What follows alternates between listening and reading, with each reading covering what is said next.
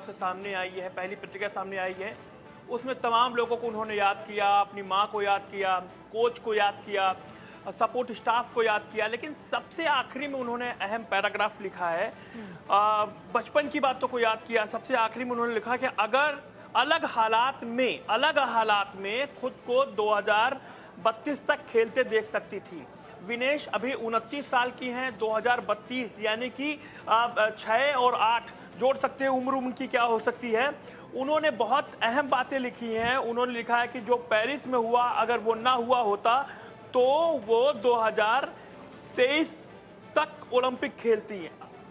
उनको नहीं पता उनका भविष्य क्या होगा, लेकिन वो जिस बात को सही मानती है उसके लिए हमेशा लड़ती रहेंगी। तमाम बातें उन्होंने लिखी हैं। उन्होंने अपने संघर्ष की बात लिखी है। उन्होंने लिखा कि 2032 तक मैं खेल सकती थी। अब ऐसे में कयास लगाए जा रहे हैं कि वो संन्यास वापस ले सकती हैं। कल अहम दिन है। विनेश फोगाट इंडिया आ रही हैं, 10 बजे सुबह वो आएंगी। उसके बाद उनका सम्मान समारोह होगा। जो बलाली गांव है उनका, चरखी दादरी में, वहां तक जाएंगे उनके सपोर्टर्स। और बजरंग पूनिया ने पोस्ट किया, तमाम रेसलर्स उनके सपोर्टर्स से वो जाएंगे। बहुत बड़ा आयोजन कल होगा। लेकिन ये जो तमाम चीज़ें उन्होंने आज 3 पन्ने का पूरा पोस्ट लिखा है, जिसमें उन्होंने लिखा है कि पिछले 2 साल में मेरे साथ काफ़ी कुछ हुआ, मैट के अंदर, मैट पर और मैट के बाहर, यानी कि जो कुश्ती का दंगल होता है उसमें और उसके बाहर बहुत सारी चीज़ें मेरे साथ घटित हुई हैं। लेकिन बहुत चुनौतीपूर्ण रहे, मुझे बहुत कुछ सिखा गए हैं ये 2 साल मेरी ज़िंदगी के। तमाम चीज़ें, तमाम बातें उन्होंने लिखी। माँ से उन्होंने लड़ना सीखा है। तमाम बातें, 3 पन्ने का बहुत लंबा पोस्ट लिखा। उसमें गगन नारंग जो उनके साथ सपोर्ट स्टाफ में गए थे, वो उनके कोच जिन्होंने आज एक बहुत इंडियन एक्सप्रेस में एक खबर छपी कि उनके कोच की एक भावुक पोस्ट भी उसमें छापा गया है। उसमें बताया गया कि विनेश फोगाट मर सकती थी। उस रात विनेश फोगाट मर भी सकती थी, क्योंकि उन्होंने इतनी ज़्यादा एक्सरसाइज कर ली थी, पसीने की एक एक बूंद तक बाहर आ गई थी। और उन पर उन्होंने इतनी 45 मिनट की एक्सरसाइज की, फिर 2 मिनट ब्रेक लिया, फिर 45 मिनट की एक्सरसाइज की। सुबह 5 बजे तक वो एक्सरसाइज करती रही, लेकिन वो अपना जो तय वेट था, जो उनका जो वेट ज़्यादा हुआ था, 2 किलो 700 ग्राम, वो 1.5 किलो तभी भी वेट बचा हुआ था। तो तमाम उन्होंने कोशिशें की, लेकिन वो 100 ग्राम वेट कम नहीं कर पाई और मेडल उनके हाथ से चला गया। प्रधानमंत्री नरेंद्र मोदी ने भी तमाम प्रतिक्रिया उनके लिए कहा कि विनेश के लिए बहादुर बेटी है विनेश। कल उनका बयान भी आया। अब वो कल इंडिया आ रही हैं। एक ओलंपिक मेडल चैंपियन का जिस तरीके स्वागत हुआ है, मुझे उनका भी स्वागत का पूरा कार्यक्रम रखा गया है। तमाम लोग उनका इंतज़ार कर रहे हैं विनेश का, कि विनेश आए।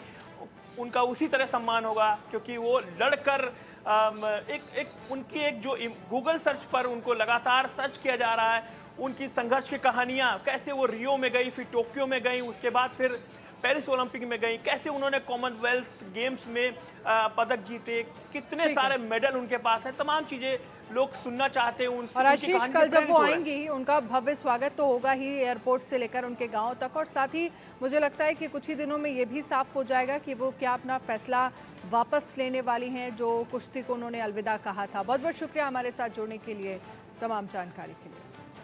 इससे पहले ओलंपिक्स मेडल के लिए विनेश फोगाट ने अपनी जान की बाजी तक लगा दी थी।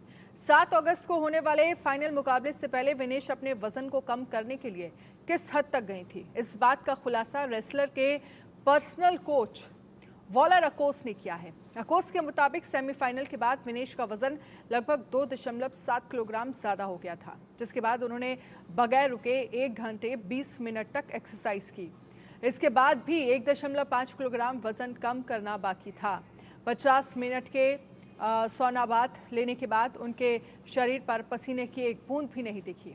इसके बाद आधी रात 12 बजे से सुबह 5:30 बजे तक उन्होंने अलग अलग कार्डियो मशीन और रेसलिंग मूव्स पर काम किया। वो लगातार 45 मिनट तक एक्सरसाइज करने के बाद लगभग 2 से 3 मिनट का आराम लेती थी और फिर से कुश्ती और कार्डियो करने लगती थी।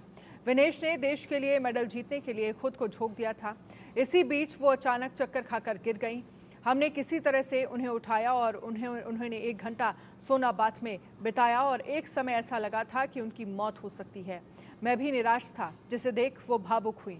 उस रात अस्पताल में लौटते समय विनेश ने मुझसे कहा, कोच दुखी मत हो, क्योंकि मैंने दुनिया की सर्वश्रेष्ठ महिला पहलवान जापान की यूई सुसाकू को हराया है। मैंने अपना लक्ष्य हासिल कर लिया है और मैंने साबित कर दिया है कि मैं दुनिया की सर्वश्रेष्ठ पहलवानों में से एक हूँ।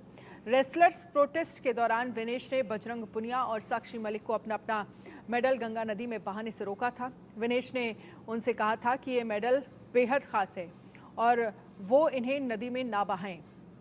शायद विनेश को ओलंपिक मेडल की अहमियत का अंदाज़ा था, इसीलिए उन्होंने देश के लिए अपना सब कुछ दांव पर लगा दिया था। इधर कल पीएम मोदी ने ओलंपिक में जाने वाले सभी खिलाड़ियों से मुलाकात की। इस दौरान मोदी ने कहा कि विनेश फोगाट पहली ऐसी भारतीय बनी है जो कुश्ती में फाइनल तक पहुंची। ये हमारे लिए गौरव का विषय है। क्या कुछ पीएम ने कहा था, सुनिए जरा। विनेश पहली ऐसी भारतीय बनी जो कुश्ती में फाइनल तक पहुंची। ये भी हमारे लिए बड़ा गर्व का विषय है। ओलंपिक्स में 7 शूटिंग इवेंट्स में इंडियन शूटर्स फाइनल्स में पहुंचे और ये भी पहली बार हुआ है।